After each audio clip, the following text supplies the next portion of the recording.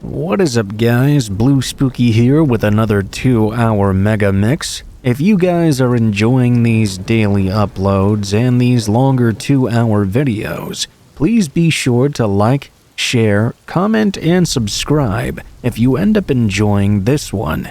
If we could aim for 1,500 likes on these longer videos, that would be a good milestone to aim for. It all helps the channel to grow and the videos to do well, to ensure I can keep doing these for a long time to come. If you guys have any thoughts about the stories in this video, please be sure to leave your thoughts in the comments below, as my favorite part about doing these is reading your guys' thoughts.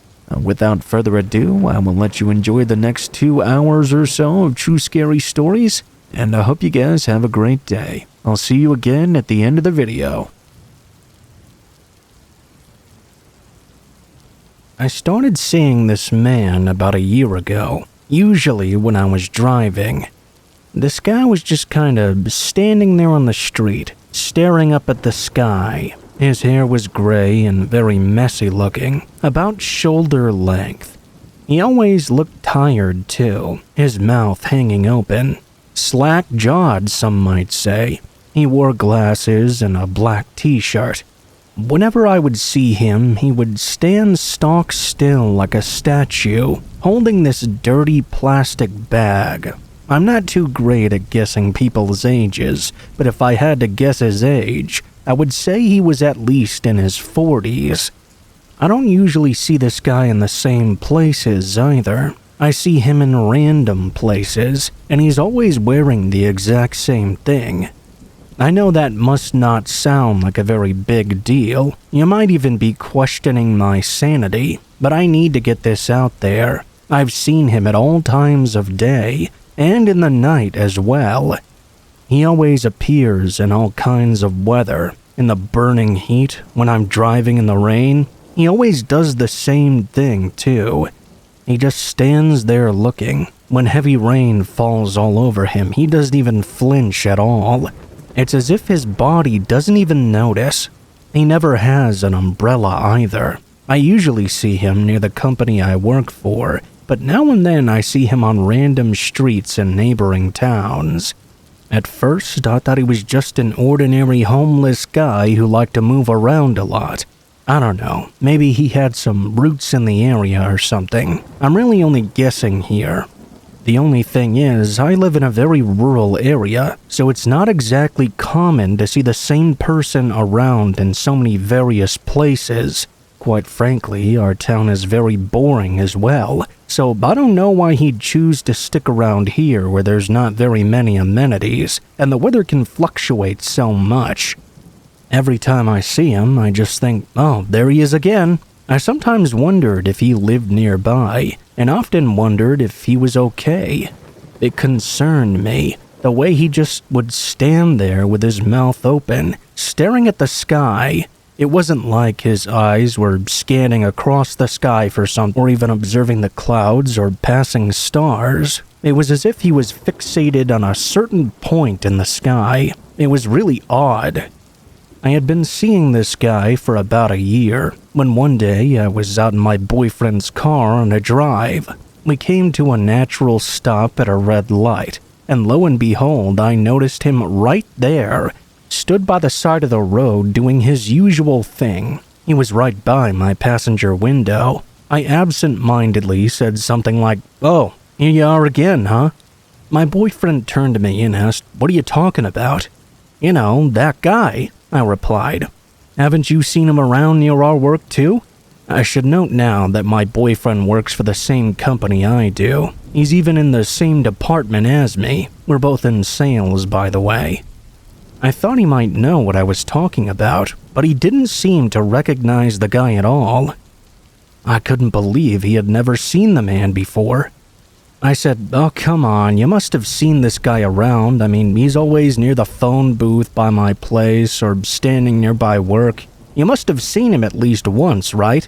To my surprise, he just replied, "Hey, come on, don't try to freak me out. That's scary talking. We both don't like scary stuff, so let's leave it there." Just as he said that, the light turned green and he floored it. I'm not the type to get frightened easily, but I don't really understand why my boyfriend has never seen him around, but this guy seems to follow me everywhere I go. We spoke about it for a long time in the car ride, but somehow my boyfriend had never seen him once before, despite him appearing around me quite often. I know I must sound like a total psycho girlfriend right now, but I still see that man all the time. It doesn't matter where I go, I'll just see him around. I don't tell my friends about it, just in case they react like I'm crazy like my boyfriend did, or even laugh and make fun of me. I'm very aware of how strange this sounds, but I don't know. This guy is watching me or following me for some reason. That's honestly how it feels. I can't ignore how often I see him around now. There has to be a logical explanation for that, surely, but I just can't get to the bottom of it. It's very unnerving, and certainly pretty scary. I want to know who that man is, why he follows me, and why he's always staring at a certain point in the sky.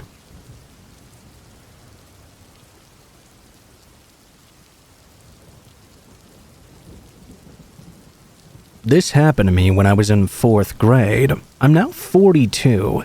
The internet as we know it wasn't around back in those days, so unfortunately I don't have any news articles to corroborate this story.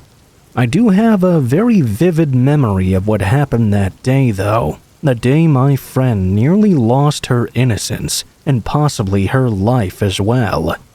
Here's the backstory. I have always had this very strange habit that I still do to this day. I don't know what causes it, but I've always walked on my tiptoes when I would go to school. I would usually get picked on a lot for this strange behavior. No matter how much I tried walking flat-footed, I'd always somehow end up back on my toes without even doing it consciously. This led my family to believe I was destined to be a ballet dancer of some sort. As much as I loved the dance, I was also a tomboy, and I preferred climbing trees and doing sports and stuff like that. My mother worked 2 jobs and took me to the community center and signed me up for ballet classes. I thought I would definitely have to learn how to be more girly and like dresses and stuff like that. The dance instructor's name was Mulani. She was impressed by my skills but wasn't crazy about my height or my parents' economic status. This was a very expensive class after all. At the end of my audition, I was told I was too tall and awkward. What a nice way of building up a young girl's confidence. When I exited the classroom and entered the hallway, I heard Melanie say under her breath that she wouldn't teach poor kids no matter what. I stopped what I was doing and turned around. "What did you say?"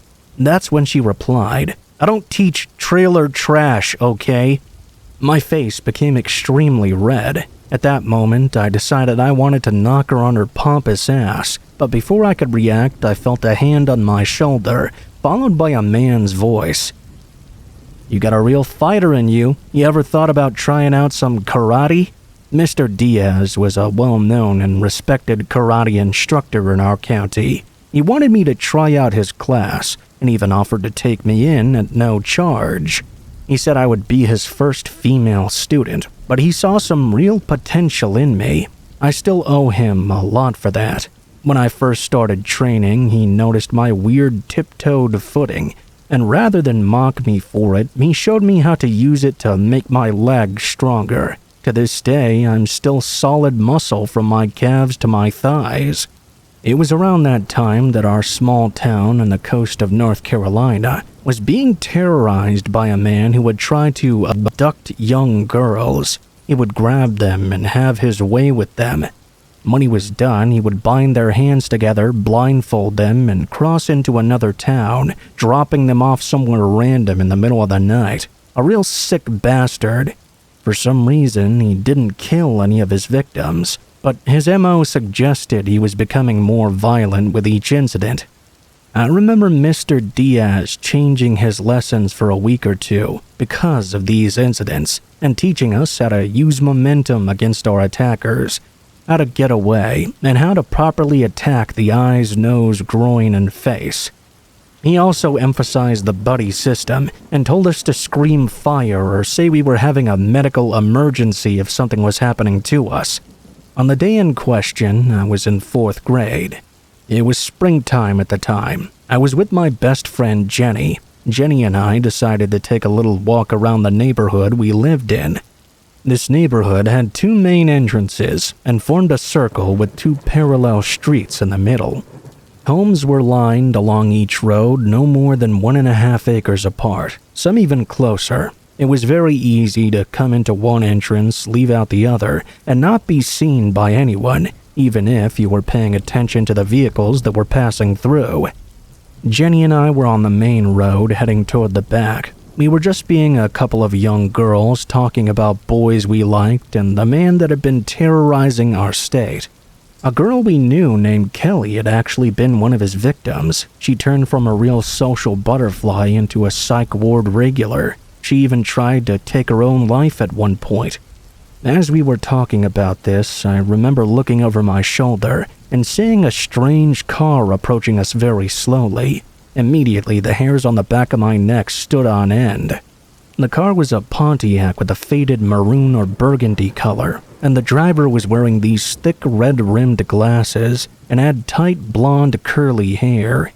He had his window down already. He stopped the car beside us and called out to us, "Hey there, girls, I'm trying to pay my electric bill and I can't seem to find the office anywhere. Can you tell me how to get there from here?" Coincidentally, the electric company in our town wasn't even a mile away from our neighborhood. In fact, you could walk straight through the woods and show up right on the front doorstep. The only way to pay to turn on the service was in the office itself. This was a small town way back in the day, remember?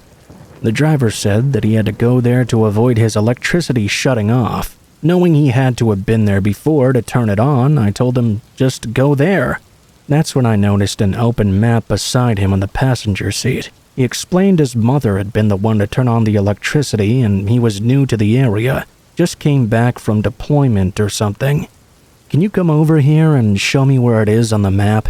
He beckoned Jenny over to his car. Jenny was unaware that something was off here. I looked around and saw no one else was around us. I quickly turned my attention back to what was going on. I could immediately tell something bad was going to happen to Jenny if she got any closer. There was a look of evil on the man's face. "Thanks, sweetie. You can point it out to me right here." His eyes locked with mine and he gave me a smile. That's when I grabbed Jenny and pulled her away.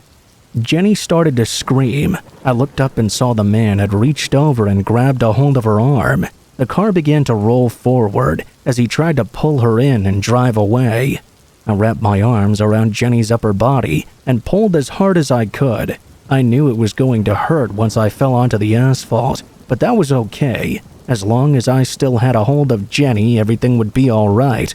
I managed to wrench her from his grasp, and we both hit the road. It really hurt. Luckily, some of the neighbors had heard us screaming and all came out of their homes. I pulled Jenny close to me, and the man sped away in his car. One of the bystanders, a mother of one of my other friends, got the tags of the man and a detailed description of what he looked like. That man we encountered that day was the same man who had been preying on young girls all over North Carolina. My mother made every effort to keep me sheltered before that incident, and it got even worse after this. Now that I'm a mother myself, I can sort of understand better now. Jenny was very grateful that I helped her, and I'm glad to say that she's still doing well. The girl I mentioned earlier, Kelly, is an example of what could have happened to her if I hadn't intervened that day. Kelly has a rough life and doesn't really speak to anyone anymore. I don't really know all the details, but that guy ended up being arrested. I often think back to that day at the community center, where I was scoffed at by someone who thought I wasn't worth the investment. Thankfully, Mr. Diaz saw the potential in me. He was the guiding voice in my head that day, and if it wasn't for all the things he taught me, I wouldn't have been able to save Jenny.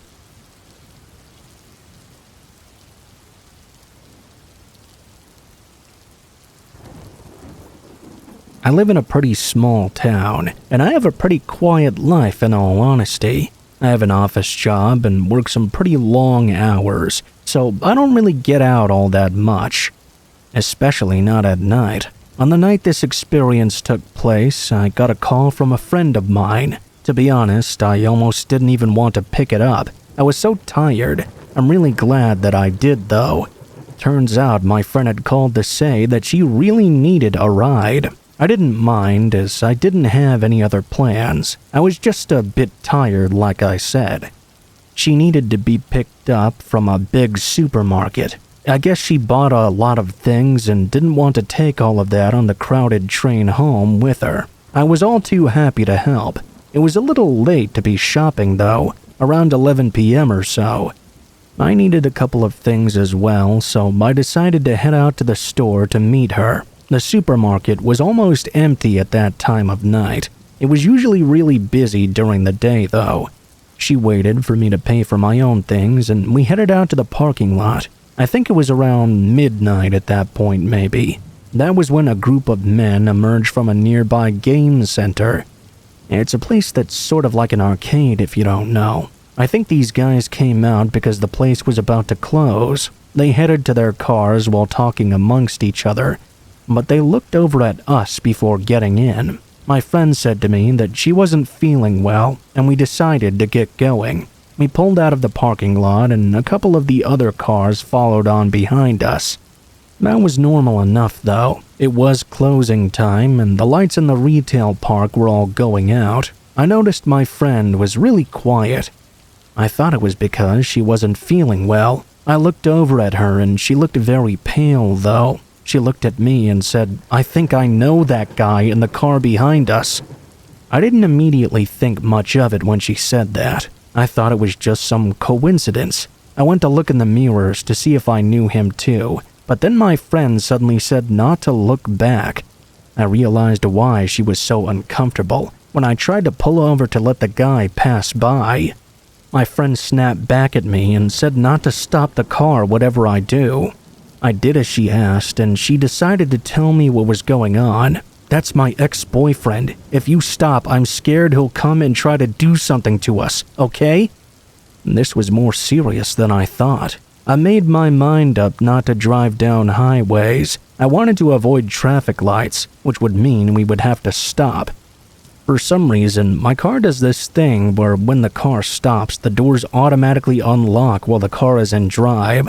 I decided to take the back roads, and man, that was a bad idea thinking back on it.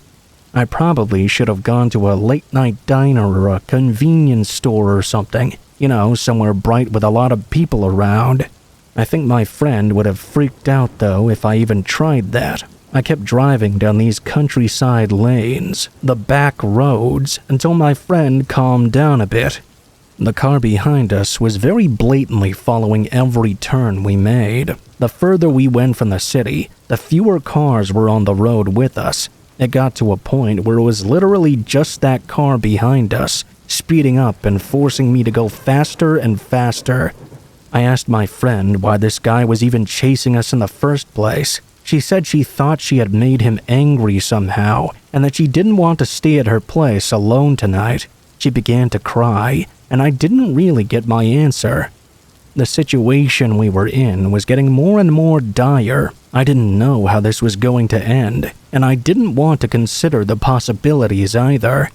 I just kept driving. There wasn't much else I could do. Then something occurred to me. I had quite a small and light car, and the car behind me was much bigger. So what if I went down a very narrow road?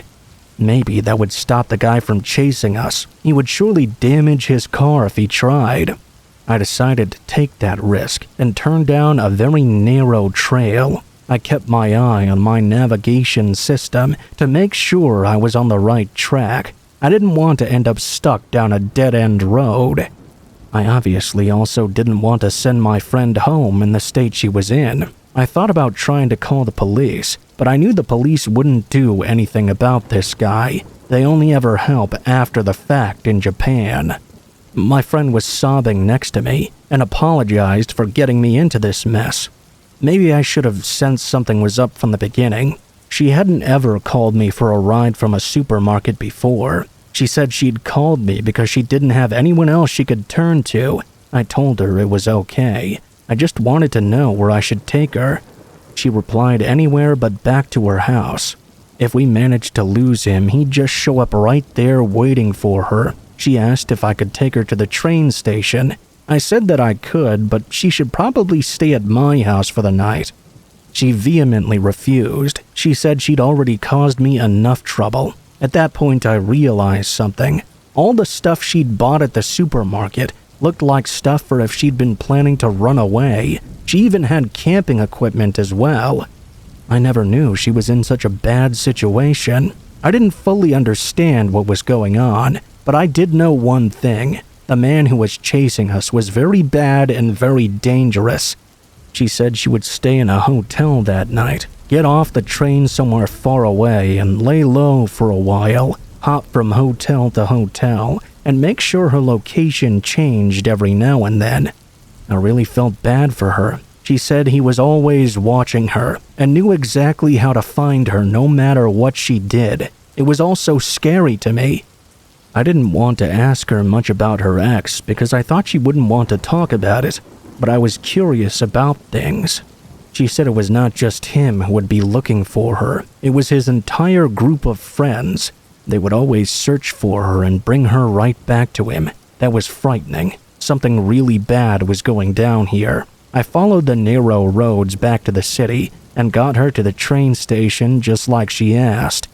I was sure the man wasn't following us anymore. He must have given up by now. She got out at the station and we found out that the next available train wouldn't come until 6 a.m. Obviously, I couldn't leave her there for that long. We went to a McDonald's and I thought we could talk things over a little. I was right. She told me more about the situation. Well, that ex of hers didn't take being broken up with very well. He attacked her and made threats against her friends and family, tried to use fear to coerce her into getting back with him. At that point, she turned to me and said, "I want you to forget about me, okay? I'm not going to have anything more to do with you." It's very sad to lose a friend, of course, but I didn't know if getting involved with all these scary stalker guys would be good, and being chased by random men at night didn't make me feel safe. I was feeling conflicted, though. She cried and kept saying it was all her fault. After dropping her off at the train station and helping her onto the platform, she turned to me and gave me 10,000 yen. She said she'd always be grateful for that night, and that was the last time I ever saw her. I had tears in my eyes as I drove home from the station that night. As I was driving away, my tears felt like they instantly dried up when I noticed a certain car in the lane next to mine. I couldn't believe it. The guy who had followed me earlier was still out here searching for us. I tried not to make it obvious that it was me. He didn't appear to have noticed it was my car. After 4 or 5 frightening minutes, he turned off in a different direction. As soon as I got home, I crashed out. It was the first time in a long time I had been awake that late. Despite everything that happened that night, I'm glad I answered her call. I don't know what might have happened to her if I didn't, but I don't think I could live with myself. Like I said, I never did hear from her again. Fast forward 3 months later, and I got a surprise call from my friend's number. I was interested to see how she was doing, so I answered it right away. I found out it wasn't my friend on the other end of the phone at all. The person on the other end asked, "Hi, have you heard from my friend's name?" Calling from her number, it seemed a bit weird. I knew he was likely one of the guys who had been chasing her. I was scared to say anything, but I managed to say that I hadn't heard from her in a long time and that I couldn't help them. They hung up right away. I was so scared, even though it wasn't happening to me. I did have a way to contact her through a separate messaging app, but I deleted it and never dared to use it, just in case one of those men or her ex had a way of tracking those messages. I believe she managed to start a new life, and although that call was scary, it did tell me that they never managed to track her down. I hope if my friend is still out there somewhere, they're safe and living a happy life to this day.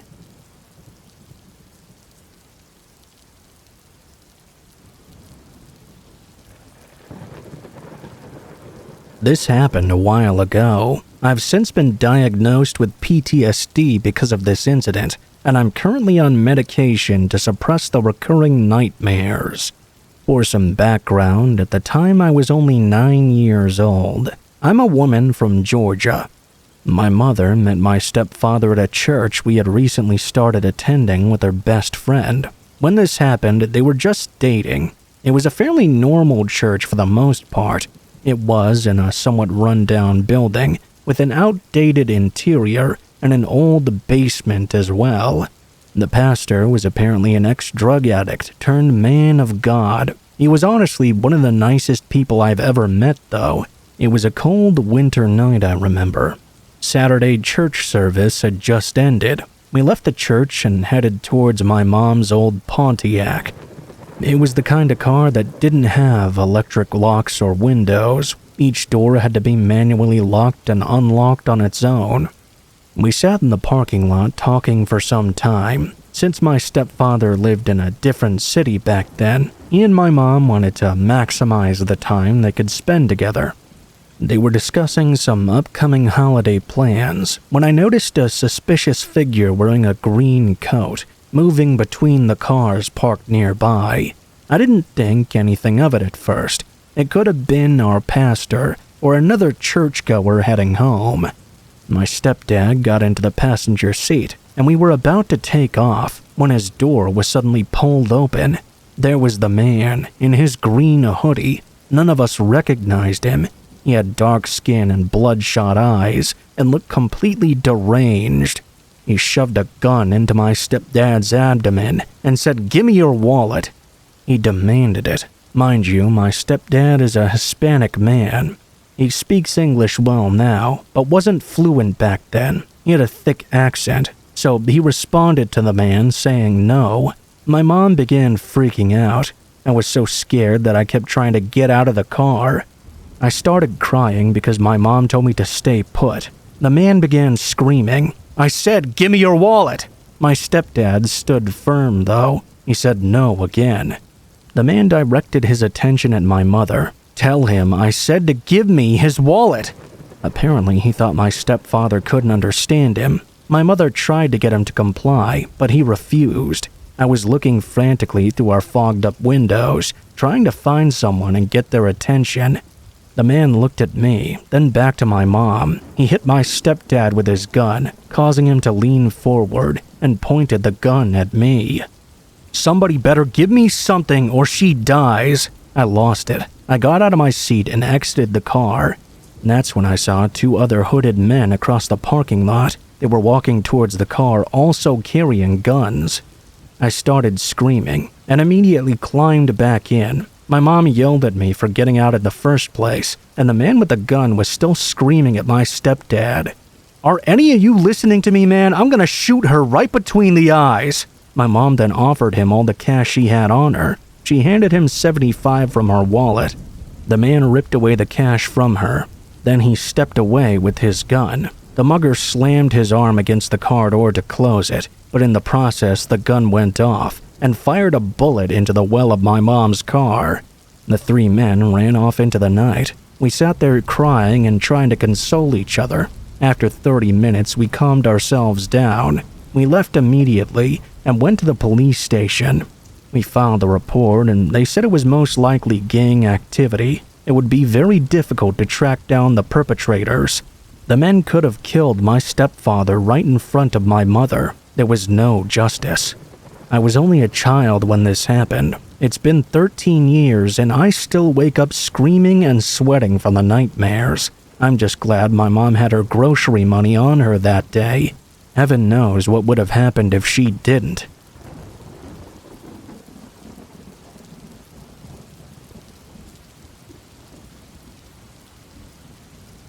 This story goes way back to 1998, when I was 16 years old.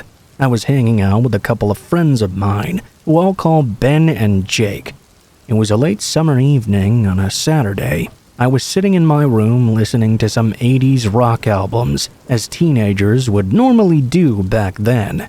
After a while, I got a bit bored and went outside to meet up with my friends. We ended up chilling in Ben's garage, drinking beer and smoking some pot. I can't remember exactly how we wound up walking down this narrow path by the woods, but we walked over toward the lake. I guess we got bored of sitting around and went out to do something adventurous. Back then, this was a popular hangout spot for teenagers in my neighborhood. We were hoping to see some of the kids there. When we arrived, we were met with nothing but the sound of crickets. What a real bummer. We sat on the bench for a while and just talked for about 15 minutes. Then Jake got the brilliant idea to go search the abandoned 2-story boathouse by the lake. We really had nothing better to do, so we all agreed. We soon entered the boathouse and started to explore. Well, really, I just sort of stood there while Jake and Ben went around breaking shit. I felt very uncomfortable. I couldn't quite shake the feeling that we were being watched somehow. We went upstairs where there was an old wooden boat lying there with a fishing net over it. While checking it out, we all heard the wooden doors of the boathouse creak open, followed by heavy footsteps. We all froze in place and listened carefully. There was a 5-second break when we heard a terrifying voice call out to us.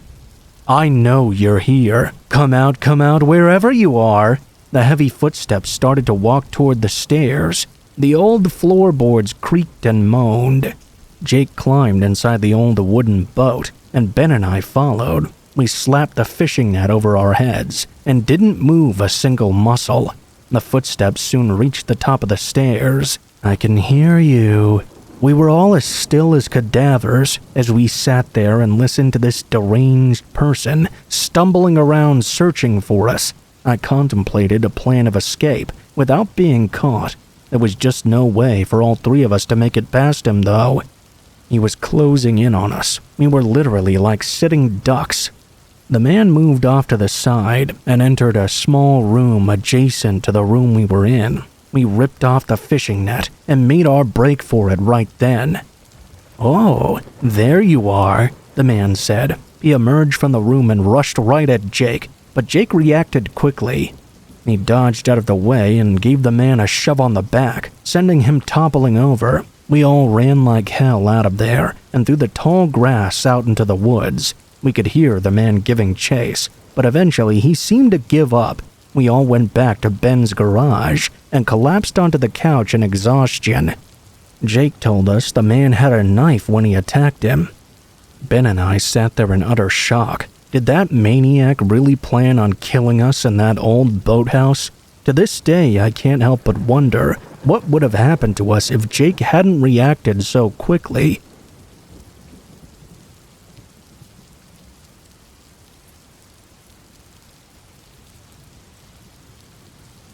This story took place many years ago. I grew up in a pretty small neighborhood, and I pretty much knew everyone who lived around me.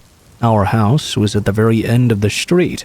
At the other end was a popular park that everyone, especially children, went to. My sister loved to go on walks very late at night and would usually go to the swing set at the park and swing there for a while. Nobody else would be around to bother her. The park layout had the playground next to a path that led off to a wooded area, with the only light source coming from a building next to the swing set. One night, at maybe around 1 or 2 a.m., my sister walked down to the park. She was swinging for about 10 minutes or so when she felt that something was wrong. It was the unmistakable feeling you get when you feel like you're being watched by someone. Initially, she didn't think much of it until a random guy seemed to come out of nowhere and sat down on the swing next to her. The stranger kept trying to make conversation with her. He kept asking her if she lived around the park and how old she was. Around this time, my sister was 18 or 19 years old. She's fairly small, though, and has always looked a lot younger than her actual age. Needless to say, she didn't want to be around the swings anymore. She texted me to call her. I was very confused, but I could tell immediately something was wrong as I did. She picked up very quickly. I asked her what was going on. "Oh, you need me home right away? I'll be there as soon as possible." This further confused me. I could hear her telling someone she had to go.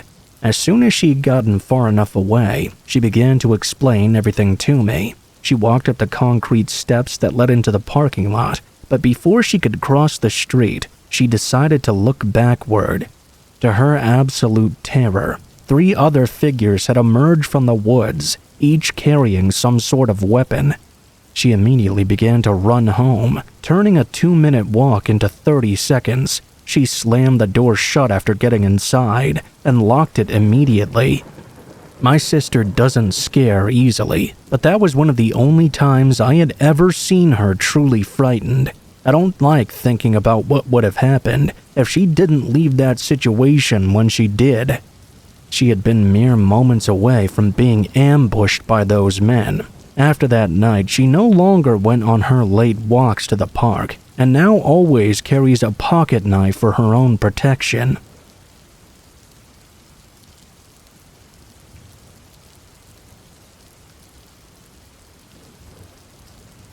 I'm having some real difficulty sleeping tonight. I've been reading some scary stories, and that probably doesn't help one bit.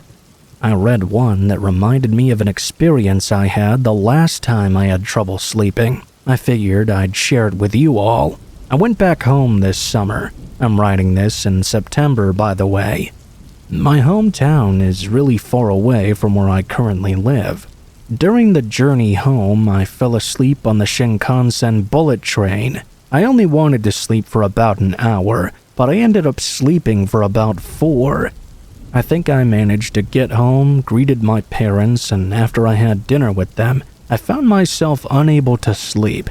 I was so restless. I knew the next morning we were all going on an important trip together. I figured that the best thing I could do would be to take a walk and clear my mind. I hoped the night air would help me feel a bit more sleepy. I went to the local convenience store. I got there just after 1 a.m. I went in and wandered over to the magazine rack in the corner.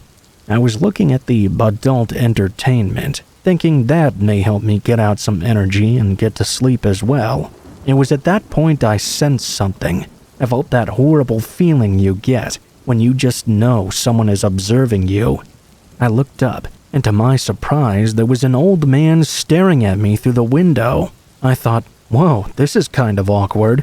There I was looking at the specialist gentleman's material, and unbeknownst to me, I was being watched the entire time.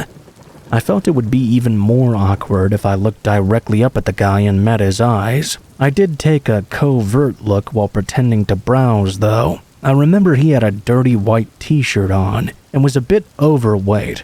Looked like he hadn't washed in quite a while. It was very blatant and obvious that he was staring at me. It wasn't something I was willing to stand any longer, so I moved into another aisle. I was looking at the drinks and picked up a relaxing tea. I went to the register. The clerk behind the till fixed me with a look between nervousness and awkward. I then tried to spark up a conversation. Hey, that guy out there looks a little off, right? He was just staring at me a minute ago. Yeah, I actually noticed that, he replied. So, you're the only one working here tonight? I asked. That's right. I noticed the guy was pretty young, and he looked quite scared as well. I think he must have been between 18 to 20 years old. I was around 25 at that time. I said to him, hey, I don't really like the look of that guy out there. You mind if I stick around here? I'll pretend to browse a bit. Hopefully after a while he'll just go away. I kid you not, the guy looked at me like I'd just given him the birthday present of his life. He said yes and thank you. I guess he was just as scared as I was by that guy. I was in there browsing and chatting with the clerk for about half an hour. All the while, we were hiding out in the store from that weirdo. He remained out there staring at us. At times, it looked like he was deeply contemplating about something, and at other times, it looked like there wasn't a single thought in his mind. Something was clearly wrong with him. A truck pulled into the convenience store's parking lot eventually, and as soon as it did, we saw that weird guy wander off someplace. The truck driver came in and looked over at us. Hey, did you see that guy out there? He's lurking around with a goddamn knife behind his back. I was shocked and quite scared. I was so scared I called a taxi to come pick me up because I didn't want to walk home any longer. The clerk called the cops soon after. I didn't realize how close we were to a situation that was potentially life-threatening. Stay safe out there, everyone, and always trust your intuition.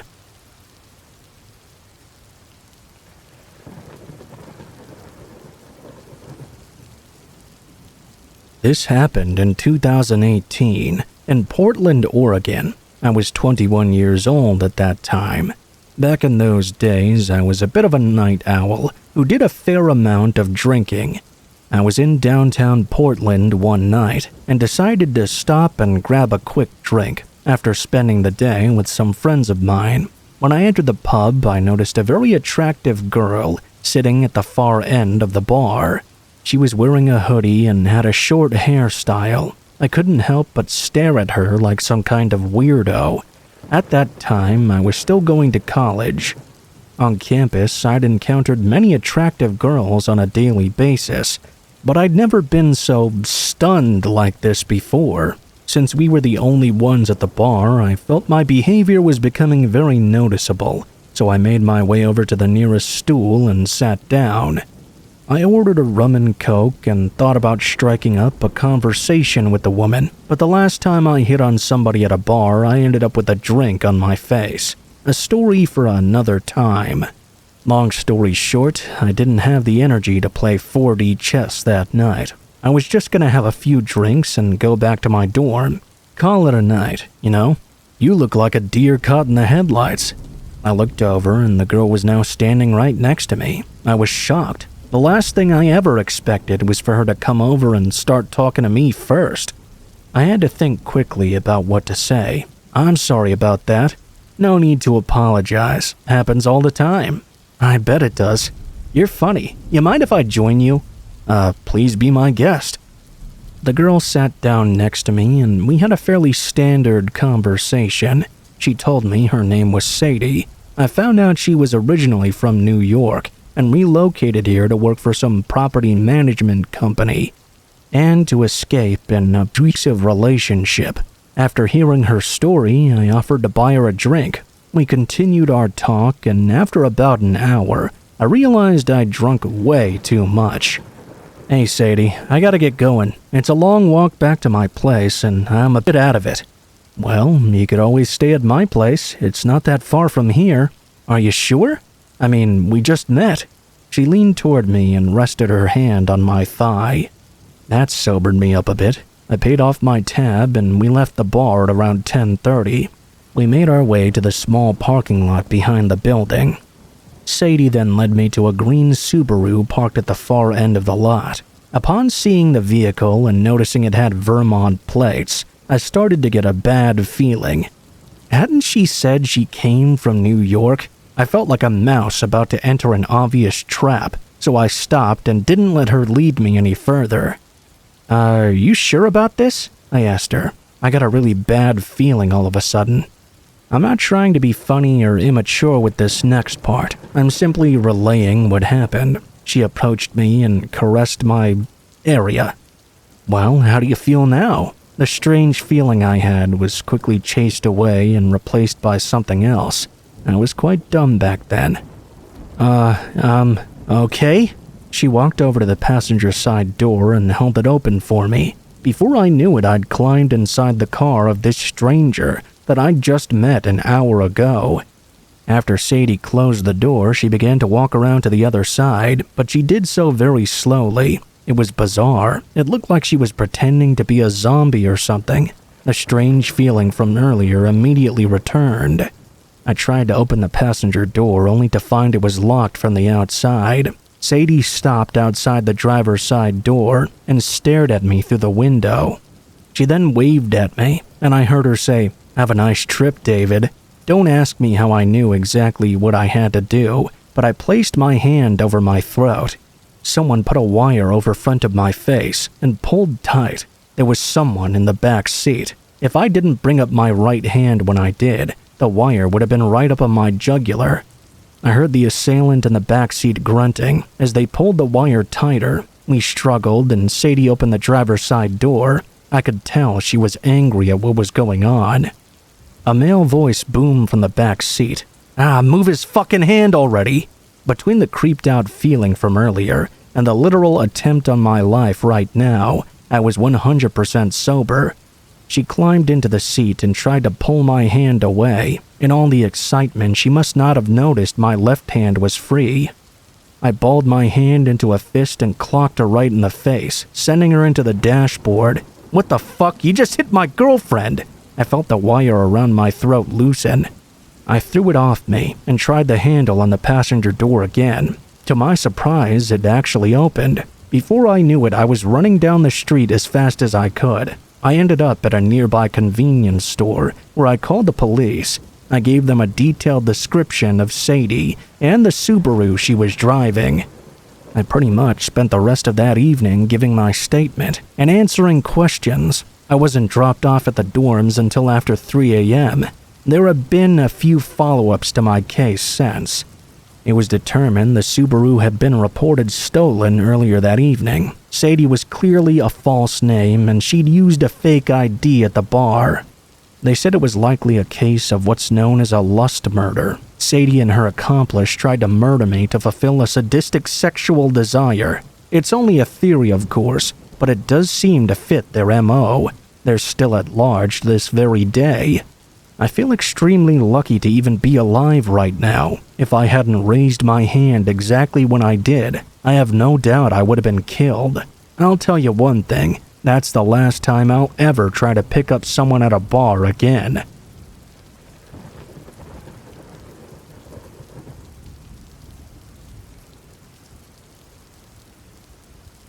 This happened when I was very young. Since this is technically still an active investigation, I'll omit certain details from the story. For some context, I grew up in a small town in Wyoming. As a non-outdoorsy kind of guy, growing up in the cowboy state wasn't exactly exciting on any level. As a side note, I didn't really appreciate my home state when I was younger. I was going through my rebellious stage, and eventually I moved to Chicago and went to school there for years. After I finished up my education, I moved out to San Francisco, where I resided until 2016. By then, I'd had my fill of city living and hightailed it back to Wyoming. I now live in Cheyenne. In my hometown, there was virtually no crime in my area. It was the kind of place where you could leave your doors unlocked all night. The only thing that we kids had to contend with was boredom. However, there was one incident that shook the entire community. It was one that I just so happened to witness firsthand as well. The year was 1991. I was in elementary school at the time. Back then, the school that I went to was located in between several small coal mining towns. They didn't have schools of their own. Some of these communities were over an hour away. For whatever reason, though, the school didn't provide bus rides to students who lived in these remote areas. My mom didn't get off work until around 4 or so, and it took her about 45 minutes to come pick me up from school. There was a playground located in the schoolyard, where students who were being picked up by their parents would hang out unsupervised. On the day in question, me and another child named Thomas were the only ones on the playground when class let out that day. I noticed there was an old pickup truck sitting in the parking lot, ominously facing right toward the playground. Of course, I didn't think it was very ominous at the time. I didn't really think anything about it at all, really. I didn't know Thomas very well, and we didn't really talk to each other either. I remember I was trying to do some chin-ups on the monkey bars while he was sitting on the bench near the parking lot. I eventually got bored of the monkey bars, though, and walked over to sit on the slide so I could get out of the sun for a while. Shortly after, I heard Thomas talking to someone. No, I don't know you. I'm not going with you." I was facing the opposite direction. The main playground area sat between the slide and the bench Thomas was sitting on. When I looked over, I could make out a figure standing next to Thomas. The only thing I seem to recall about them is that they were wearing a pair of faded jeans. My memory gets a little fuzzy after this, which is disappointing because I prided myself on having a pretty good memory. The only thing I remember after noticing the mysterious person talking to Thomas was seeing the truck speeding out of the parking lot and realizing that Thomas was suddenly gone. I didn't see Thomas getting into the truck. I didn't even realize he'd been grabbed until the day after. My mom arrived about 10 minutes later. The next day, I was called into the principal's office and was asked by a police officer if I'd seen Thomas the day before. I told him about the strange truck in the parking lot and seeing someone talking to him while I was on the slide. Unfortunately, the story does not have a happy ending. Thomas's body was found in a ditch a week later in the neighboring state of North Dakota. It was less than an hour away from the school. The tragedy shook the entire community. A lot of parents blamed the school for not having someone out there watching us, which is a perfectly valid point of view in my opinion. After what happened to Thomas, not only did they have a chaperone out there watching us at all times, but a police car was also stationed in the parking lot. It wasn't until I got older that I realized just how lucky I was to not be taken that day as well. I potentially came very close to meeting the same fate as Thomas. And the scariest part about all of this is that they were never able to find who took him or what their motive was. It happened out of nowhere for seemingly no reason. It's a scary thought to imagine someone just waking up one day and deciding to nab and murder an innocent child right out of the schoolyard. I don't think living in constant fear is healthy at all. However, we must be aware that evil lurks everywhere, even in the most remote and unassuming places.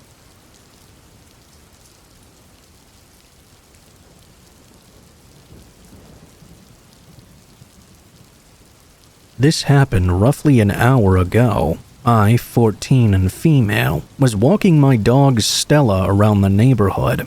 I'd been at a craft fair all day and was super tired because it had been raining and I hadn't managed to pull in much money.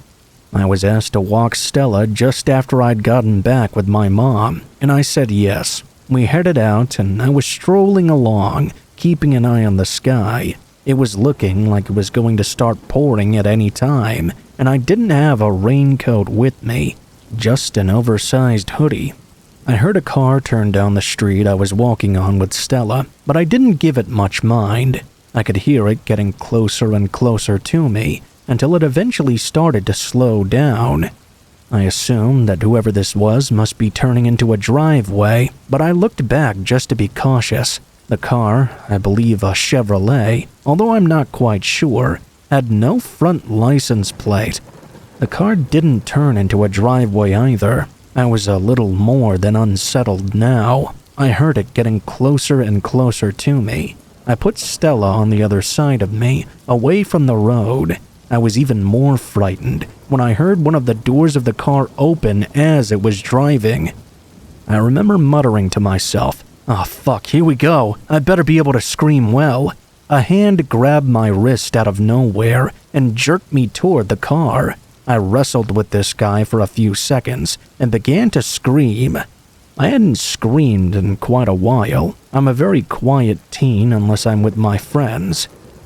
The dude jerked his arm again. Stella, being the silly goof she is, finally realized I was in danger. She pounced on the guy and sunk into his leg with her jaws, making him scream like a little girl. She was not letting go. The guy loosened his grip on me by now, and I seized the opportunity to kick him hard enough to make him drop me. He shrieked and let go of me, at which point Stella released his leg. I picked her up and sprinted back to my house. I caught the back license plate, though I don't exactly remember it now. It was from New Brunswick, though. I'm in British Columbia. I'm scared to think how far the two men would have gotten with me if Stella had not defended me that time.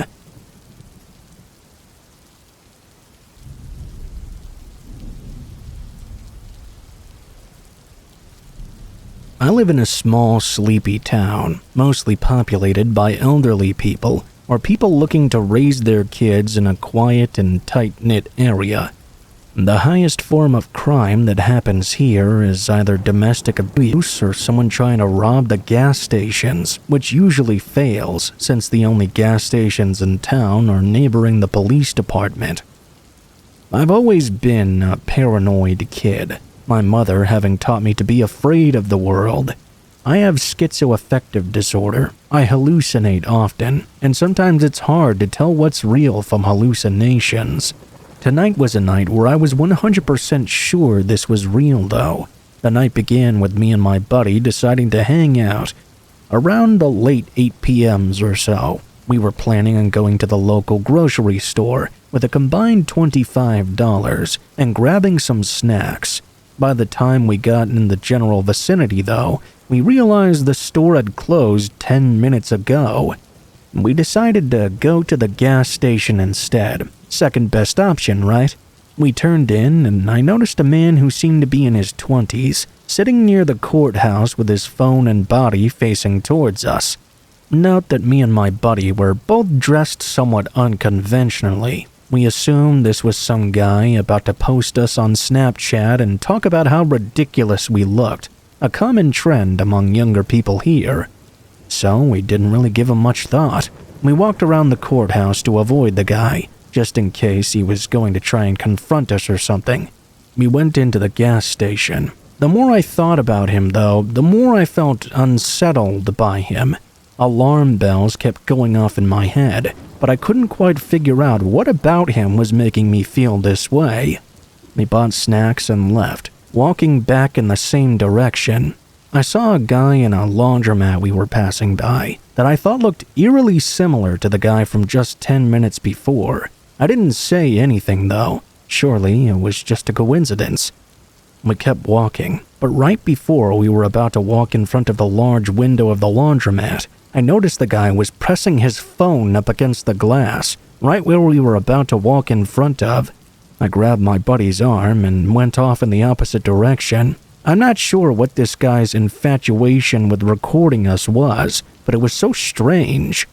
I walked back to the gas station while my buddy was yelling at me that it wasn't a big deal and everything was fine. I told the manager of the station, and he recommended we go to the police. I walked to the station next door and convinced my friend to go with me. As I looked down the street, I could see the guy was now sitting outside the laundromat for some reason, holding his phone up towards us. After a small wait, we got our names taken, and 2 officers came to speak with us. We described the guy, and they mentioned they already had gotten a call involving the laundromat. They were on their way over there anyway. I described the weird situation and how he'd had his phone pressed right up against the glass on the window. They both agreed it was weird and creepy. They were glad we came to them instead of just continuing to go home. We sat outside the station to get some fresh air for a while. When the police went to grab the guy, we finally felt safe to go home. We went a very out-of-the-way direction, though, just to be safe. I'm not exactly sure what was going on with that guy, but for some reason he was wanted by the police. I work at a grocery store here in town, so I hope I never stumble into that guy ever again.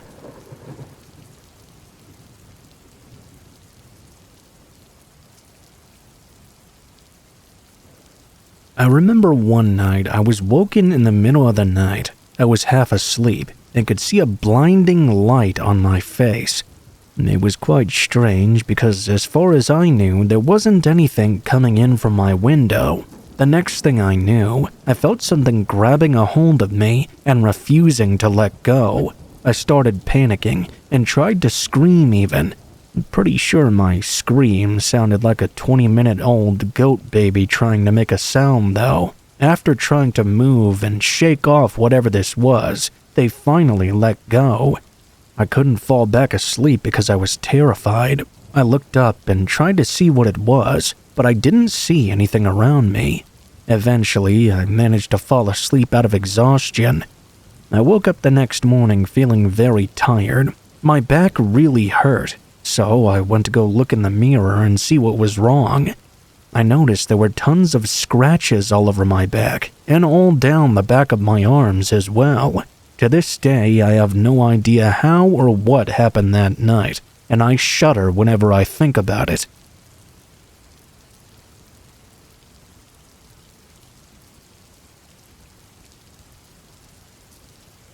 When I was a kid, my family would often frequent this Italian restaurant near the city's airport called Martino's. My great-uncle discovered this place during his quest to find a genuine Chicago-style hot dog outside of the Windy City. On the day in question, I went to Martino's with my dad and uncle for a bit of lunch. I believe this was right in the middle of my school's summer break, and my mom had opted to stay home for whatever reason. After we were done, the three of us returned to my dad's car. My uncle got in the passenger seat and I climbed into the back. We hadn't gotten very far from the restaurant at all when we noticed an older pickup truck tailing us and driving very erratically. The car kept accelerating, pulling right up to our rear bumper and then backing up, only to do it all over again. Evidently, whatever they were doing, they were in a real big hurry, trying to get my dad to go faster or move out of their way.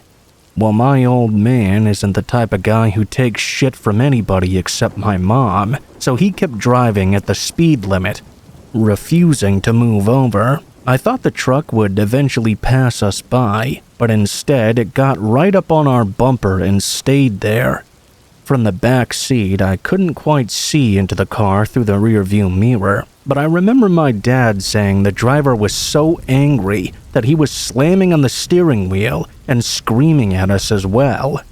The truck stayed behind us until we came to the next stoplight, which of course was red. As soon as we came to a stop, the driver's side door of the pickup truck flew open, and a younger man stepped out of it. He was in his late 20s to early 30s. My dad put his car into park and opened his door as well. Before the guy could even get a word out, my dad said very calmly, "You need to get back in your truck right now." For a second, the guy seemed taken off guard and almost looked as if he was about to back down. Then he took a step forward, staring my dad in the eyes. My uncle and I were both preparing for the worst when the stoplight suddenly flicked back to green. The man sprinted for his truck and tore off down the road. If my dad had been shaken at all by the encounter, he didn't show it. My uncle and I were definitely on edge, though. We took comfort, thinking that we wouldn't see that truck ever again, or so we thought. It was quite a ways up the road when we reached another intersection. We were in the right lane, and the truck was in the far left turn lane. Upon seeing that, my dad burst into a fit of laughter and made a wisecrack about how the guy was in such a big hurry just to go nowhere. "Hey, watch this." We came to a stop and my dad rolled down his window. "Hey, jackass!" When the driver looked towards us, my dad did a perfect imitation of him banging on the steering wheel and screaming incoherently. The whole bit, really. That's when the driver really lost his shit. The pickup truck backed up and came tearing out of the turn lane, barreling straight across the road directly at us. My dad quickly turned down the intersecting road, and the truck followed behind us, tailgating us once again. My dad pushed the car to its limits. We were hauling ass, but the truck was quickly closing in. Just up the road, there was an interstate ramp. My dad made a ballsy move. He waited until the very last second and then skittered our car into the ramp lane. As we climbed at the ramp, the last thing we heard was the truck's horn blaring profusely. It disappeared out of sight, and thankfully after that we made it back home safely. My mom saw how freaked out my uncle and I were, and she pressured my dad into telling the full story. I'm pretty certain she chewed him out real good right after, especially for his imitation gag business. As was typical, my dad was pleased with himself. We still talk about what happened that day every now and then, and we used to laugh about it.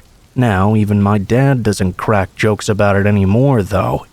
I think he realized just how deranged that man really was, and the potential danger we were in at any moment. Things really could have turned deadly if the guy had decided to pull out a gun or something.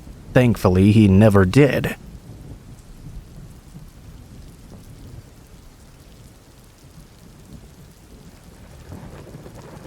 Back in the 90s, when my mother was in her 20s, she claimed that she was a bit of a party animal. Every Friday night, she and her friends would go to a popular club in Nova Scotia. For this story to make sense, I need to give you a basic layout of the club. There were 2 levels, one with a bar and dance floor, and the second floor was a balcony that wrapped around the building. They were dancing at the club one Friday night when my mom got this uncomfortable feeling. She could tell that somebody was watching her from up on the balcony. She tried to check and see if maybe one of her friends was trying to get her attention, but she saw that all 4 of them were currently dancing on the floor. She combed the balcony as well to try and spot whoever was staring at her, but with all the flashing lights and moving crowds, it was really impossible to tell. She brushed it off as a bout of paranoia. Later that night, she was doing some shots with her friends when that same uncomfortable feeling suddenly came over her, except this time it was much stronger than before. She looked all around the area once more, but this time nobody was there at all. Something in her gut told her to stop drinking. She tried to tell her friends as well, but by this point they were all pretty wasted. They told her she was just being dramatic, and she should stop worrying so much. Try to have some fun or something. She didn't feel right though, so she grabbed her friend that was the least drunk and pulled her aside to talk about it. We'll call her Chelsea. She explained to Chelsea what was bothering her, and to her surprise, Chelsea admitted that she felt the same too. She didn't want to scare anyone though.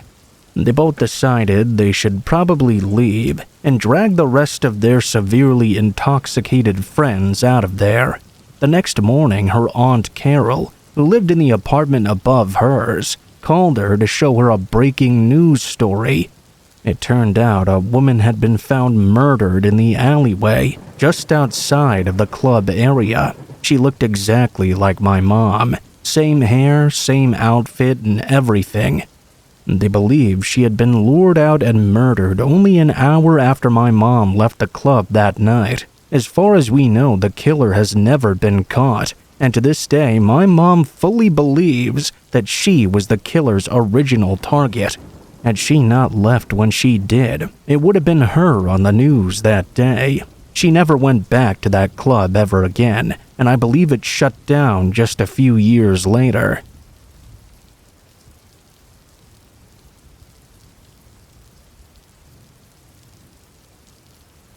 Before this story begins, I just want to point out that I don't live in Canada. I was just visiting when this occurred. I took a trip to Toronto to watch my home baseball team, the Seattle Mariners, taking on the Blue Jays in the wild card. I'm happy to say that we won, but after the game is where things really took a turn for the worst. I left the stadium with some friends of mine. We wanted to head back to the hotel. The streets were quite crowded with people, and my friends and I were really struggling to get through the maze of pedestrians and reach the parking garage. We finally managed to reach our destination, though, and made our way to where the car was parked. It was toward the back section, which didn't have as many vehicles there. It was also very dimly lit, being lit up by only a few lights hanging from the concrete ceiling. Suddenly, one of my friends, Jack, tugged on my shoulder. "Dude, I think someone is watching us." I froze, and that's when I noticed something strange. Just up ahead of us, there was a figure, hiding behind a truck. The person was obviously not doing a very good job at concealing themselves, if even I could immediately notice them. The second we saw them, they stood up. It was a very tall man, maybe 6'4", wearing these old clothes and with an extremely thick beard. He was one of those sorts who looked like they'd lived on the streets for quite a while, and his size was very intimidating. This man could do some real damage if he flew into a rage. All of a sudden, he stepped out from behind the truck and began to charge at us. My heart sank and I was terrified. Holy shit! Run! All three of us booked it to the car. I fumbled with the keys before I managed to open the door. The second everyone piled in, I immediately locked all the doors. No less than a second later, I heard the sound of groaning metal. I looked over to see the bearded giant trying to force his way in. He wasn't just tugging on the door handle either. It really looked like he was attempting to separate the door entirely from the car's frame. I didn't even want to think about what would happen to us if he managed to get inside. I floored it backward, knocking the man over in the process. I quickly pivoted the car and hauled ass out of there. I remember looking into the rear view mirror to see the man standing back up and staring at us with a look of hatred until we were out of sight. From now on, I'm going to be a lot more careful with my surroundings and perhaps never park in the back of a poorly lit parking garage again, especially in Canada. You never know who could be hiding in the shadows, waiting to attack you.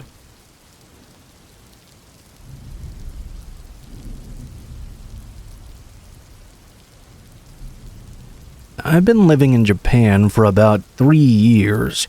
For the most part, it's a very safe place to live, but it does have more than its fair share of creeps, like real creeps too. You wouldn't believe some of the things I've seen. I'll just say there's a lot of self-gratification in public. This story is my most traumatic experience of running into one of these creeps. For reference, I'm a 27-year-old woman from the United States, and this happened in my first year there. I was 24 at the time. I was on my way to my classroom. I was an English teacher, and there were about 90 foreigners there. I was living in a small country town in the mountains at the time. Well, small for Japan. It still had quite a bit of people living in it, though. It was the end of summer, so around the end of August sometime. It was hot, and I stopped by a 7-Eleven to buy a drink and cool down a little in the store's AC. I went to the back of the store where the drinks were, pretty much the same setup for all the 7-Elevens around here. When I got to the drink fridge, there was already someone standing there. At first, I thought it was just a normal everyday shopper, selecting their own beverage, so I stood a polite distance away to let them select their option. It was the height of the pandemic after all, so I didn't want to get too close. I waited and waited, but he didn't seem to move at all. I then noticed that every once in a while, he would look at me out of the corner of his eye. I really didn't have time for this, and I was starting to get real creeper vibes from this guy. I excused myself and opened the fridge he was standing in front of. I grabbed myself a bottle of water. As I cut in front of him, I noticed he kind of leaned in, and I could hear an obvious long, drawn inhale. This creep was sniffing me. I grabbed the closest bottle and rushed for the register to pay. As I was leaving, I couldn't shake the feeling I was being watched, but I fought the impulse to turn around and look. I went outside and continued to walk, thinking this weird encounter was now over. We all know, though, that I wouldn't be writing this if it was.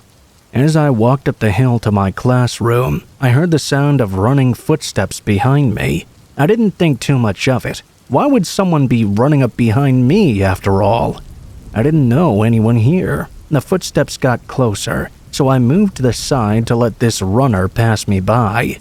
But they never did. They stopped right next to me. I looked over to see who it was, thinking maybe a fellow teacher wanted to talk to me, or perhaps a student stopping to ask a question. Needless to say, I was very shocked when I realized who it actually was, the guy from the drink fridge in the 7-Eleven. Now that I could get a much better look at him, there was definitely something wrong with him. He was mumbling something to himself, getting uncomfortably close to me. He was tall and seemed abnormally skinny even for a young Japanese man. He was in all black, with long pants and a long-sleeved shirt, even though it was still super hot out. He was now wearing a black mask, and I couldn't really see much of his face other than his eyes. His head was kind of downward, and he was peeking at me from underneath his hair. I asked him if he needed something. He then proceeded to start rapid-fire questioning me in Japanese, all in this strange mumbling way of speaking. "I'm sorry, I don't understand what you're saying," I said to him, trying my best not to look at him. He was really creeping me out. He hadn't really done anything too bad yet, but he was making me feel strange. He just had this vibe about him. "Well, where are you from?" he mumbled out. "America," I replied quickly. He asked a few more basic questions in English before asking me where I lived. I told him I wasn't going to tell him. "Why?" he asked, very taken aback. "We're a couple now." He reached out and tried to grab me. His fingers were long and skinny, and his unkempt nails were dirty too. They almost looked like the nails of a witch or something. I withdrew in disgust. Where he touched, it left a sticky feeling on my skin. Even though I was weirded out at this point, I didn't want to make too much of a scene.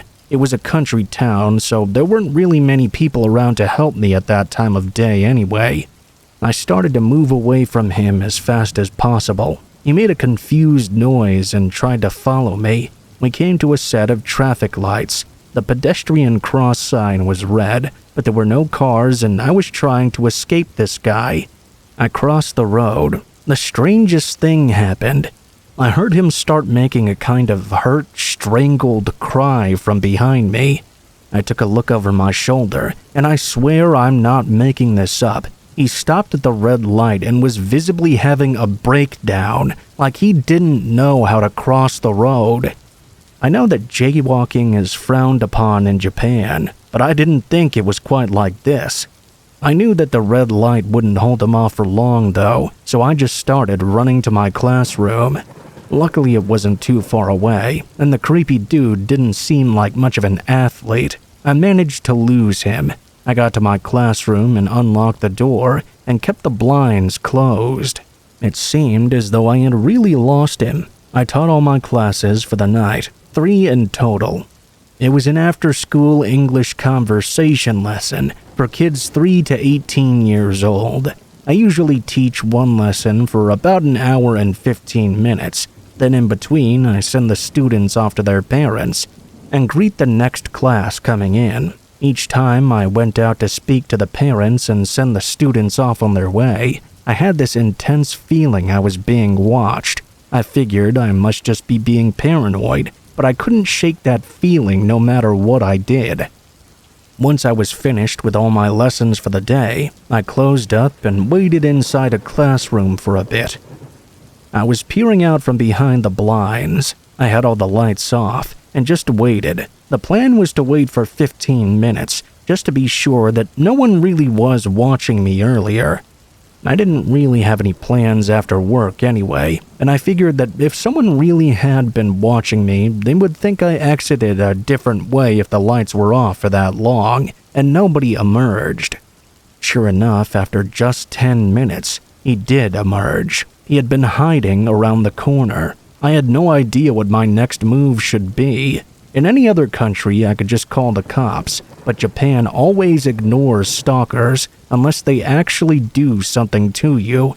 They especially don't care if the victim is a foreigner. I know this from many stories of friends being stalked. Plus, I couldn't speak Japanese very well anyway. My company's office was closed, and I couldn't call them for help. I just planned to stay overnight in the classroom at worst, or until there was no chance of him still being there. I'd finished up my classes at 8:30, and everything had been closed up by 9:15, so I waited until 11:30 p.m. Eventually, I just couldn't take it anymore. I tried to be as stealthy as I could be, leaving through a different route home, which was much longer. I ended up getting back at about 12:15-ish. I lived in the same town about 20 minutes away on foot usually. Luckily though, my longer gamble turned out well because I didn't see that guy once on the way home. I called in sick the next day and spoke to my supervisor about transferring to a different location. Luckily, there was a teacher who had left recently, and their apartment and unit of classrooms was open, so I was set to transfer in just a week. My supervisor was very kind and agreed that the police wouldn't do anything. He pushed to get the transfer done as soon as possible. He even offered for me to take a paid vacation until the move. I was on high alert for that whole week, but I made it through without any further run-ins with the strange man. My company made sure to put a male teacher in the area after that. So yeah, Japan isn't always the safest country everyone thinks it is, just that lots of crimes like these don't even get reported or dealt with by the authorities at all.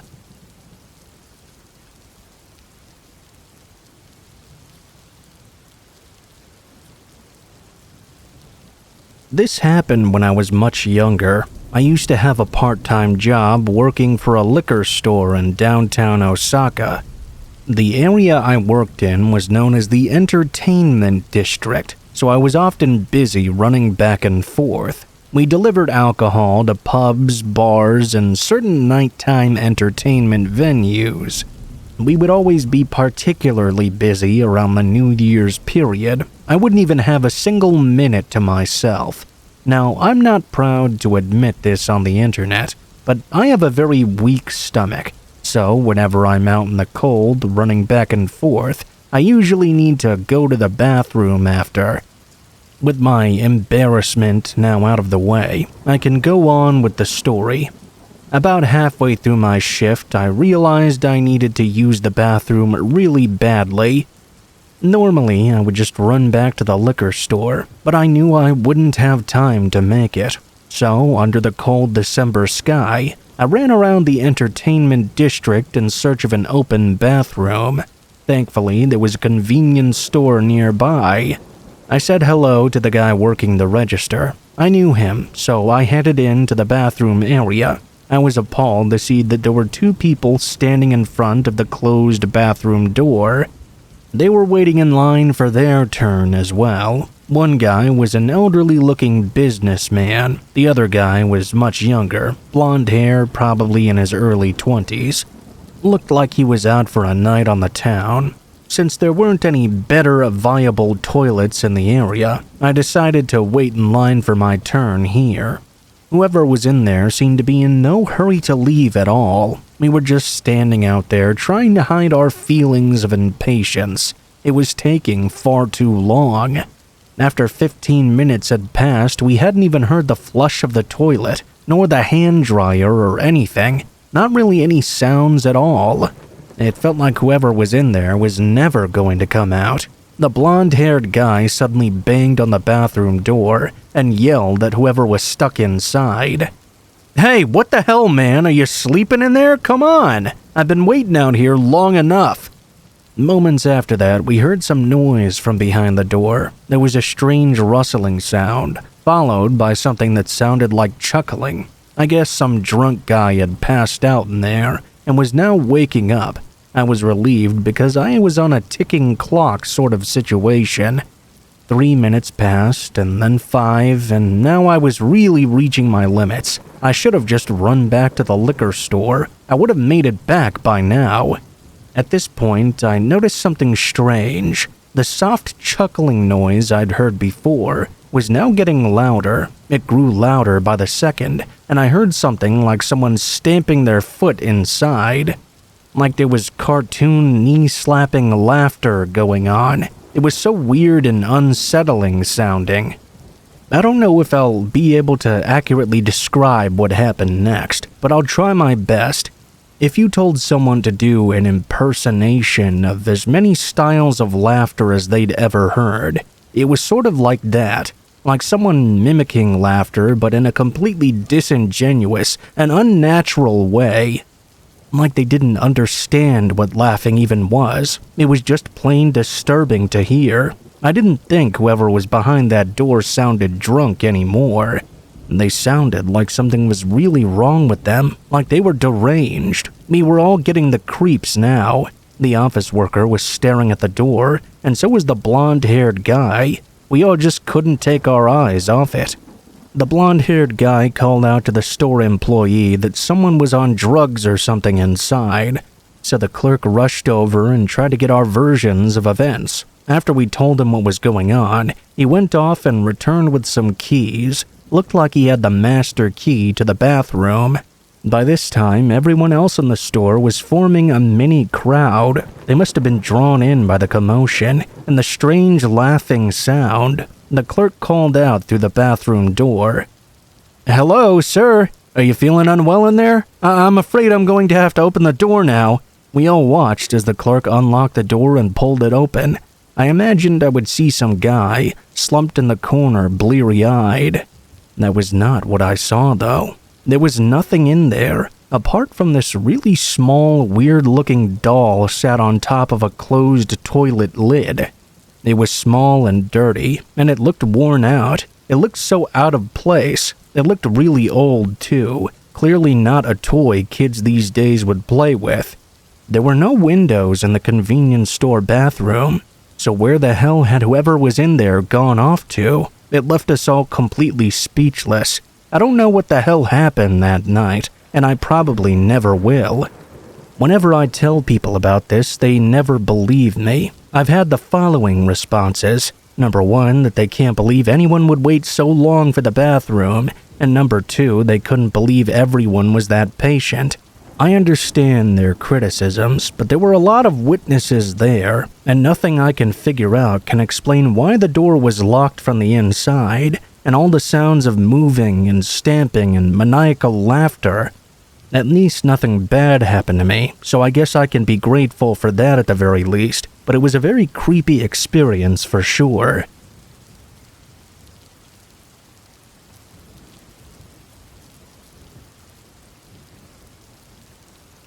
So I used to live in a little town in north central Florida on 3.5 acres of wooded land. There were very high canopies there, so high in fact that the moonlight couldn't shine through. That meant the property was always very dark at night, abnormally dark compared to other places. Before I bought this place, the property's previous owner had shared a morbid piece of history with me. There had once been a trailer out front where an old lady used to live. I guess she owned the land originally. One evening, she was pressure canning when the cooker she was using suffered a catastrophic malfunction, which severely injured that old lady. Apparently, she laid there for quite a while, suffering before she died. You could still see the very foundation where the trailer was once parked. After moving in, I had some bad run-ins with the neighbors. I couldn't quite put my finger on it, but I've always just felt a negative energy there in general. At the front of the property, opposite where the old trailer used to be, there's a long driveway that led up to a workshop. It was about 2,000 square feet or so, with 2 roll-up metal bay doors on its west side, and a regular door facing the south towards my house. The workshop had very high fluorescent lights and was outlined with shelves and cabinets, with a rectangular wood bracket for a television. There was also shelving high up in the corners where you could mount speakers if you wanted to. I spent a lot of time in there alone. The isolation always did creep me out a bit, but this was my workshop. This is where I got things done. The property's previous owner, the guy who told me about the old lady, used it to work on motorcycles in there, I guess, so it was already set up as a mechanical repair shop. The building was roughly 10 meters or so away from the house. It was around July of 2012, I believe. I was working in the shop and the doors were closed. It had been quite a rainy month and I was trying to keep my tools from rusting, unsuccessfully, mind you. I was in the middle of cleaning up an antique revolver. I had probably been in there for about an hour or so when some lightning struck close by. It startled me, so I waited about 5 minutes to see if this would pass. Little joke about Florida: if you don't like the weather, wait 5 minutes or drive 5 miles, and everything will change. As I was wrapping up though, the lightning hit the front of the shop directly, coming through the front and striking the concrete base. Bits of concrete and sand blasted at the side of my neck. I cringed in pain as the lights went out, plunging the shop into complete darkness. I remember running towards the door on the south end which faced my home and kicking it open, revolver in hand, as if I was going to go shoot the storm or something. The true ruthlessness of this storm was now vividly displayed in front of me. Rain was rushing past me into the darkness of the now powerless shop. I stood there for a few minutes, wondering if I should run the 100 or so meters to the house. Another strike landed nearby, and I decided to get out of there. As I was running through the rainfall, I immediately began to slosh in knee-high water rapids that I hadn't noticed before. Water was rushing all around the front of the property. My pace was really slowed by these flooding waters, now constantly beating against my legs. I got within 30 feet of the sliding glass doors of my home. Safety was within my grasp. I stepped out of the rushing water and onto the small concrete slab, which was a few inches elevated. It had once been the foundation for the aforementioned trailer. Before I could even bring myself to slow down, I slid into the accumulated 4 inches of water that was gathered in my yard. I was now completely soaked, covered in muddy water. Without hesitation, I brought my legs off the ground and onto the landing and opened the sliding glass doors. Not a moment later, lightning struck again, hitting a pine tree not 6 feet away from where I'd been. I was blinded by the flash of light. I rose to my feet and slapped my muddy revolver on the countertop, then ran toward the staircase. Under the staircase was a large desk where the family computer used to be, so I decided to take refuge under there until this storm passed by. Within seconds, lightning hit my house. Another blinding flash enveloped me. My arms and legs seized up. The lightning had blasted through the roof and struck the floor tiles, causing them to explode. I quickly began to remove everything metallic I had on me. My wallet, my steel-toed boots, my watch, my belt, even my wedding ring. I tossed it all into the living room. Every muscle in my body was on fire. My heart was pounding, and I couldn't breathe. I imagine it's because of all the adrenaline rushing through me. I laid there and started to shiver. It took what felt like forever for the lightning to fade and for the storm to eventually subside. Later on, while surveying the damage with my wife, we discovered several charred bits blown straight out of the walls and blasts of tile upstairs. I've had quite a few years to reflect on the situation that night. I still get uncontrollable anxiety and feel like I'm not safe anywhere, like I could be struck by lightning at any time. Sometimes I wonder if the heavens were angry with me that day.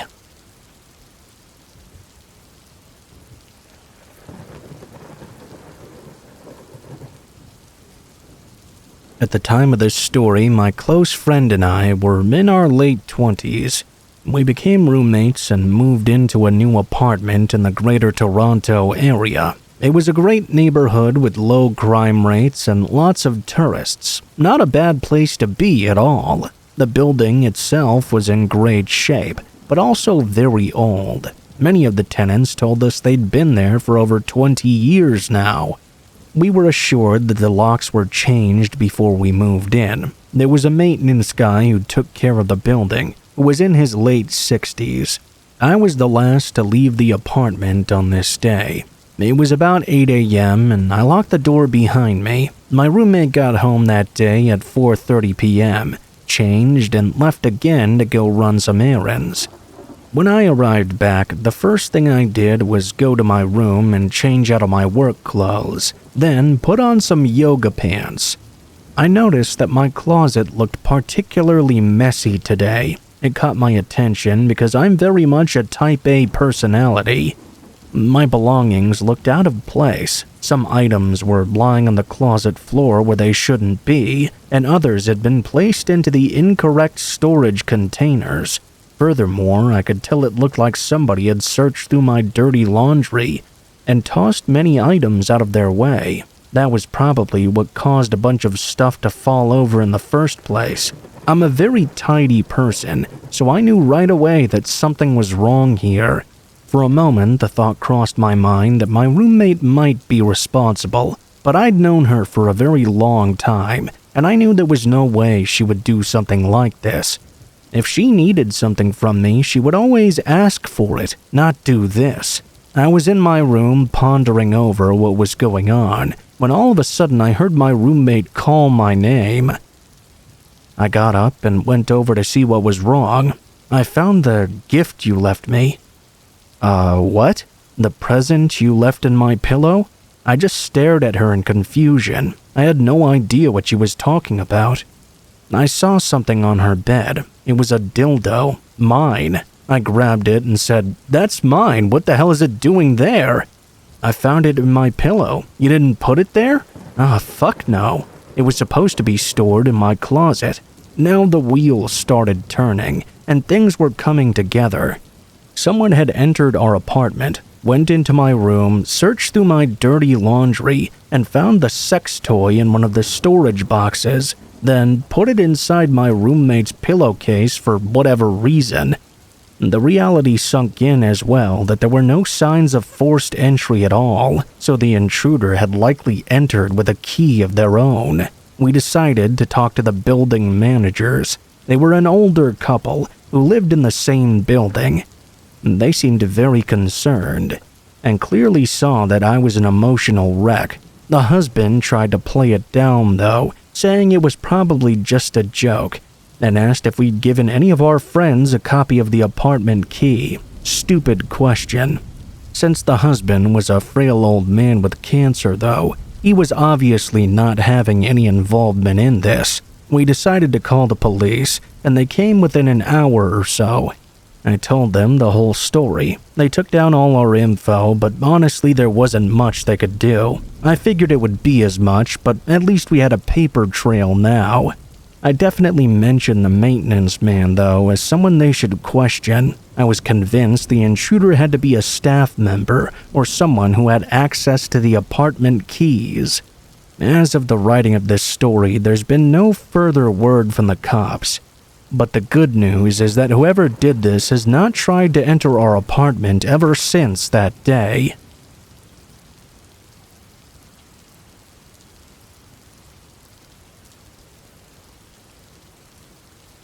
This took place when I was only 7 years old. Back then, my parents would always drop me off at my grandma's house on the weekends. I really looked forward to staying with her. We would always go for walks around the neighborhood and talk to all the people that she knew. My grandmother was always a very religious person, and we went to church with many of the people in her neighborhood. It was a very friendly community. They would often host garage sales on the weekends during the warmer months, which usually had fairly decent turnouts. One weekend, my parents decided to go to one of these garage sales with us. I was super excited. Usually we would just look around and very rarely buy anything. Eventually we got to a house that had boxes of toys lined all the way down the driveway. The sale was happening at a house we had never been to before, and we didn't know who lived there. Once I saw all those toys, though, I thought I had just won the lottery.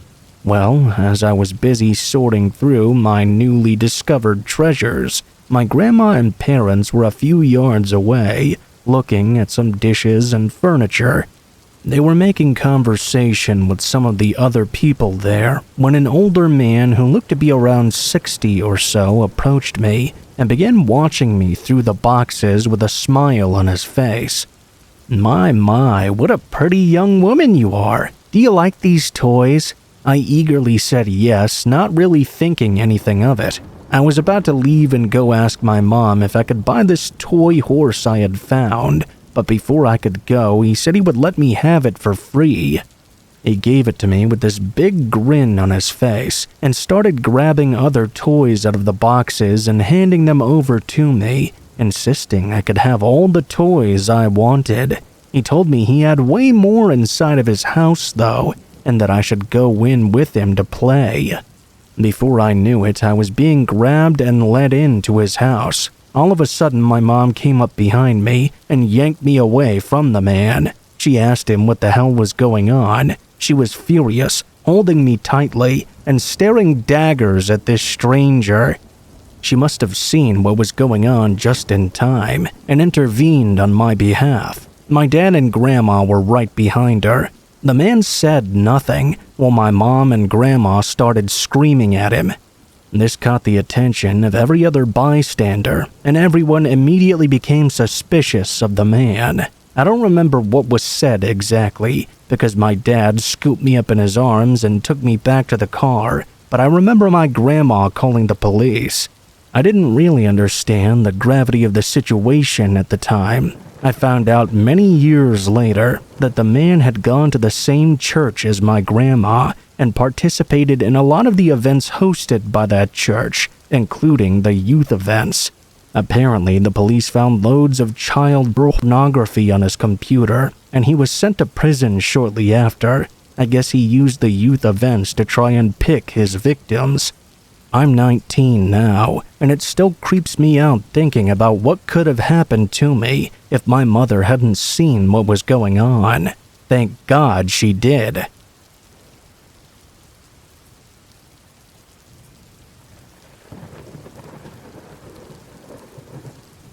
At the time of this story, I was 14 years old. As well as being much younger than I am now, I had developed crippling anxiety and depression. All I'll say is that I was very vigilant about my surroundings. On this day, I had planned to stay the night at a friend's house. I had never stayed at her place before. We had always just stayed at mine. I'll explain the layout of this home very quickly. It was located on this sloped hill, and when you drove down the steep road, the first part of the house you would see was big and expensive. It looked like an old mansion. If you continued driving down that way, you would be met with two semi-separated buildings. Both were small and run down. When I say small, I mean one of them was just a bedroom, and the other was a bedroom with a small bathroom and kitchen. No doors on these at all, just a piece of cloth/beads to separate the bathroom entrance from the kitchen. My friend's room was the bedroom, and her mom lived in the other section with the bathroom/kitchen. The landlord of the property lived in the big mansion. It was located right in the middle of the woods, and when I say that, I don't mean that lightly at all. I mean all you could see around you was the expansive Australian forest. Australian rainforests are incredibly dense, and if you try to walk through, you'll most likely receive some kind of nasty bite, whether that be a spider, an ant, a leech, etc. The first thing that happened, me and my friend had walked into her mom's flat. I don't know why. I think we were either hungry or I was asking how to get reception. We called out for her mom. She was in the bathroom, and as we walked past a small window, we heard, "Yeah?" coming from outside. I turned to my friend, and she looked just as confused as I was. If her mom was in the bathroom that was right in front of us, then why did we just hear a male voice answering from right outside? We tried to brush it off and not scare ourselves too much. We talked to her mom about whatever we needed and continued having fun in my friend's room. For a little more context, the landlord used half her room as storage and blocked off the back section of the room with a tall shelf and divider. There was a huge glass sliding door at the front of her room, and in the blocked back section there was another door. You couldn't really get through that. Now, skipping forward to nighttime, me and my friend had to go use the bathroom. We slinked out of her room and moved over to her mom's flat.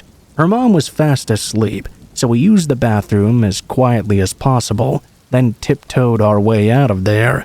As we were walking the small way back to my friend's room, we saw something strange out in the woods. I didn't know what it was at first, but then I realized it was someone's eyes looking directly at us from behind a tree.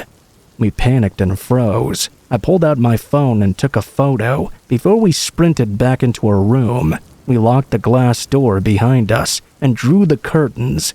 It's not a stretch to say we were completely panicking. We looked at the photo, and sure enough, when I tried to brighten the image, we could just about make out a man staring at us from within the dark woods. We were extremely scared. I called my mother, who was about an hour away, and she just dismissed us. After a while, we tried to relax. Maybe it was just our imagination playing tricks on us. We pulled out my laptop and put on a movie, some cheesy rom-com to lighten the mood. Maybe 20 or 30 minutes in, though, we froze and paused it. Footsteps crunching on the dry leaves right outside.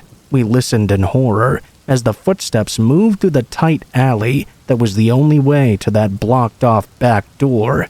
We both moved slowly, standing on the bed to look over the room divider. Our eyes were locked on that door, and after a moment of complete silence, the handle began to turn. The knob wiggled slowly, and then faster. The door couldn't be opened, though, as it was jammed against objects that were in the storage area. It stopped. No more noise. We were crying, holding each other in our arms, trying to stay as quiet as possible. The footsteps slowly crunched the leaves in the opposite direction, heading back to the front of the room. We didn't hesitate now. I grabbed my phone and called the police. After trying to explain the situation to the operator, she told us a unit was being dispatched and to stay right where we were. As we were still crying and hyperventilating, we heard a phone begin ringing. It sounded like some sort of old landline phone. It was out in the distance. As we continued to listen in, we could tell it was coming from somewhere in the landlord's mansion. We waited silently, listening to the drawn-out ringing of this phone. After what felt like at least 2 minutes, it stopped, and we heard his voice talk to the operator. Around this time, we noticed another thing: fingerprints on her windows. These windows were slated glass that you could open up and shit with a lever. Whoever left these prints had reached up, cupped their hand on the top of the glass, and dragged their fingers on the dust to try and open them.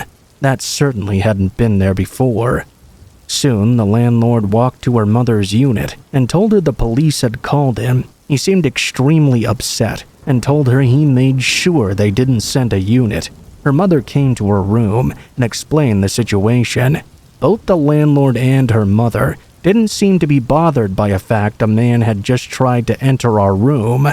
I couldn't stay the night anymore, and neither could my friend either. We were too scared to spend another minute there. I called my mom, and she came to get us at around 11 p.m. or so. We dropped my friend back off the next day. When we got there, her mother told us something that I didn't think we could pass off as just a coincidence. The night this all happened, it was raining. There had been some strong winds, but nothing enough to do this. Next to her mother's unit, there was this pole. During the night, right after me and her had been picked up, it had been knocked down. Mind you, this pole was literally embedded into the cement.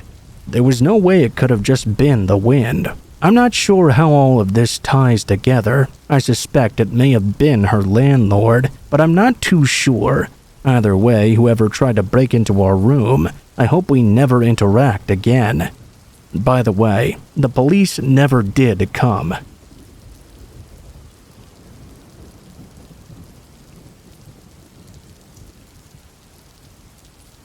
Back in 2001, I worked for a major home improvement warehouse. Let's just say the company I worked for had a real thing for the color orange.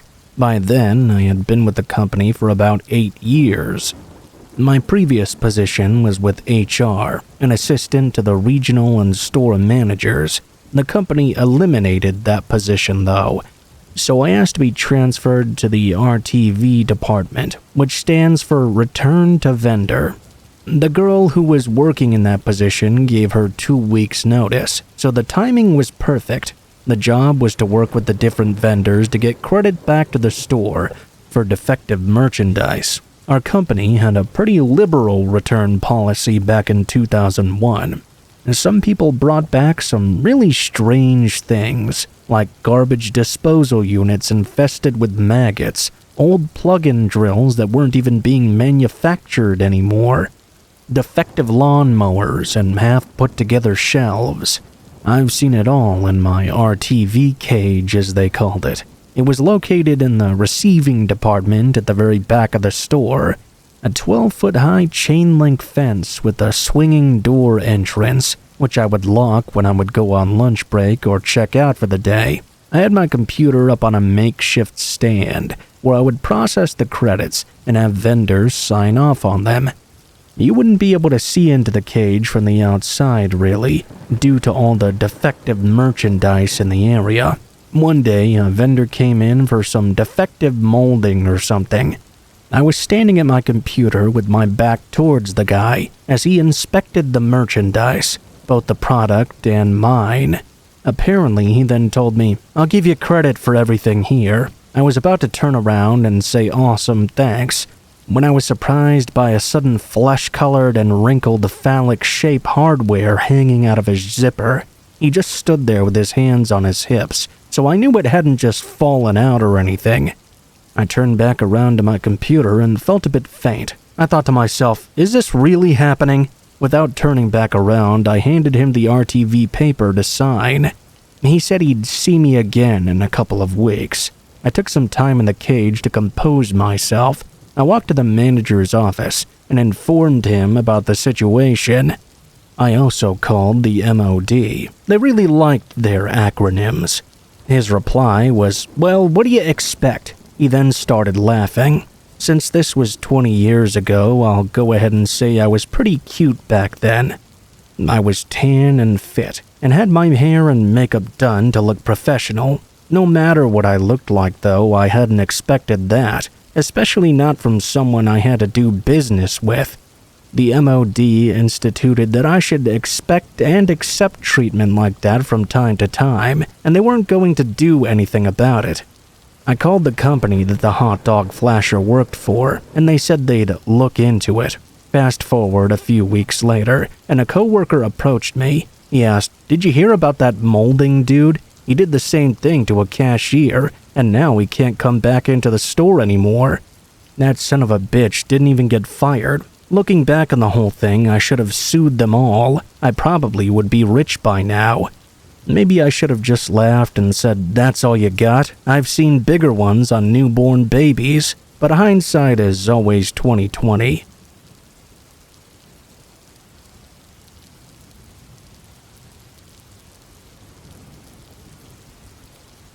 I'm a 17-year-old male from England. When this took place, I was 16. It was December of last year.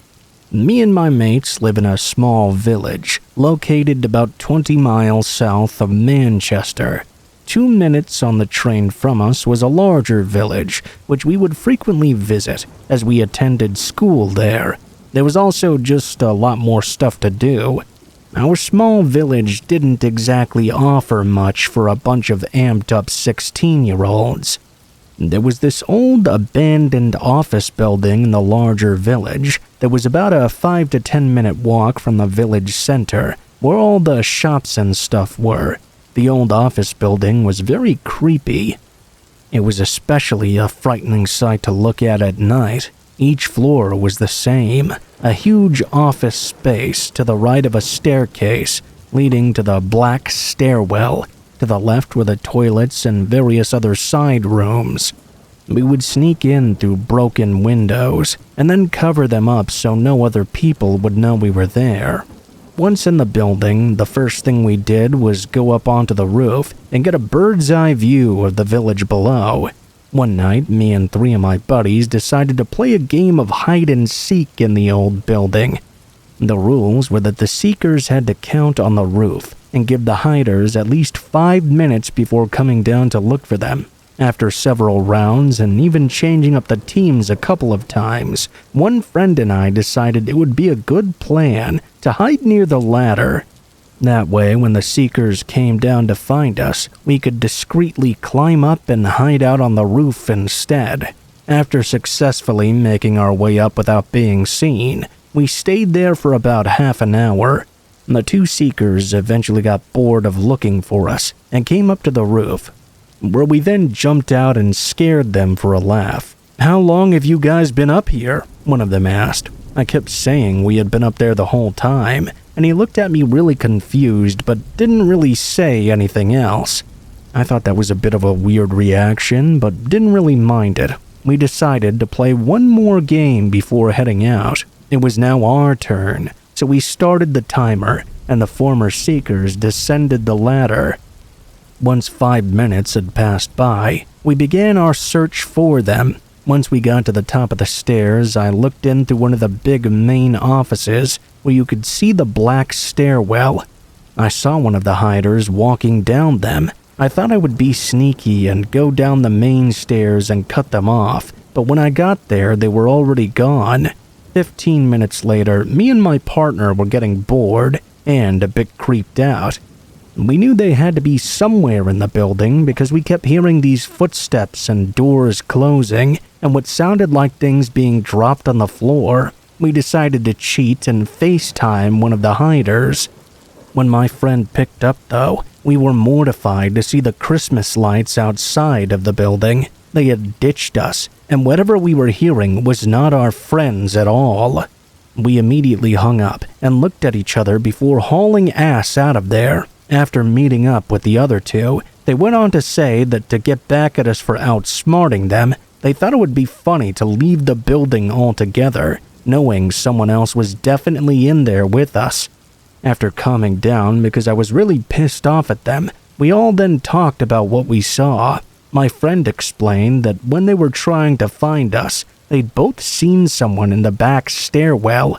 They'd also heard people talking and heard doors opening and closing, what sounded like random things falling to the floor too. When they both realized we were actually on the roof, that's when they decided to leave and play their little prank on us. I responded by telling them that I'd also seen a figure on the back stairs and how we'd heard the exact same things they did. To this day, I still have no idea who or what was in there with us.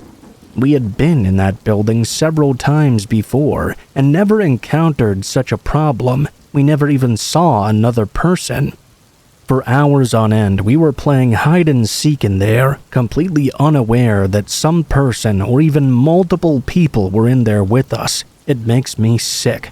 The building was demolished a month after this happened, and they plan on replacing it with a housing development.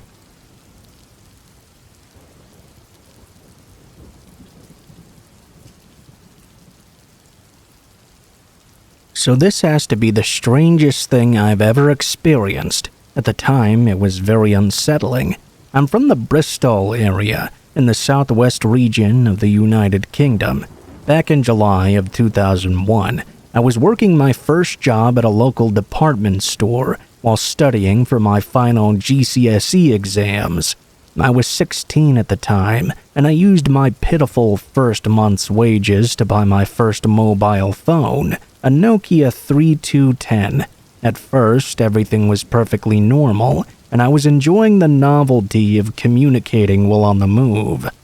I was sending short messages and all that sort of thing, until I started getting these random missed calls.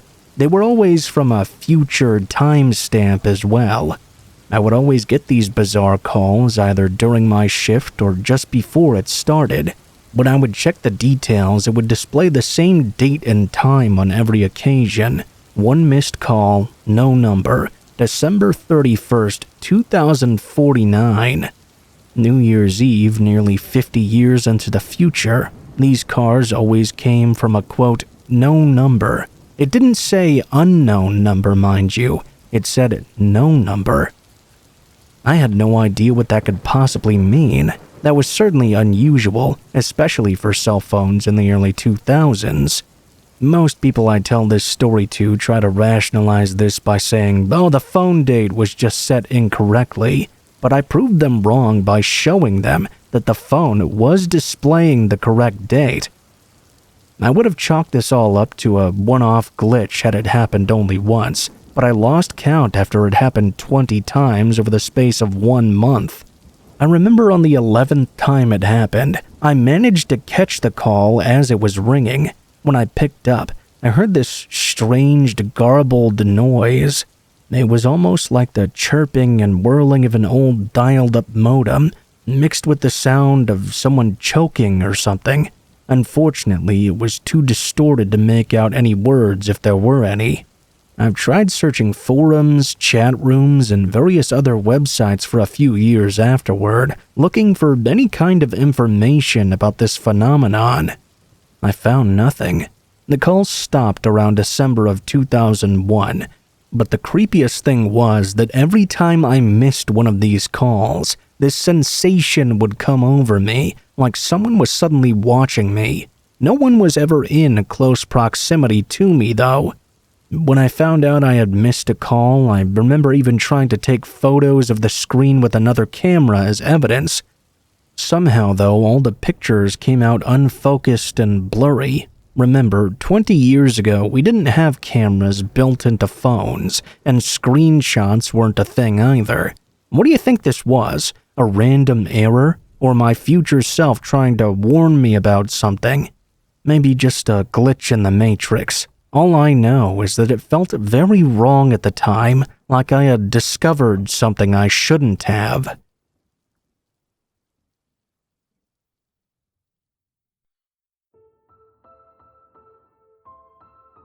What is up, guys? Blue Spooky here. Thank you guys so much for watching, especially if you made it this far to the end of the video.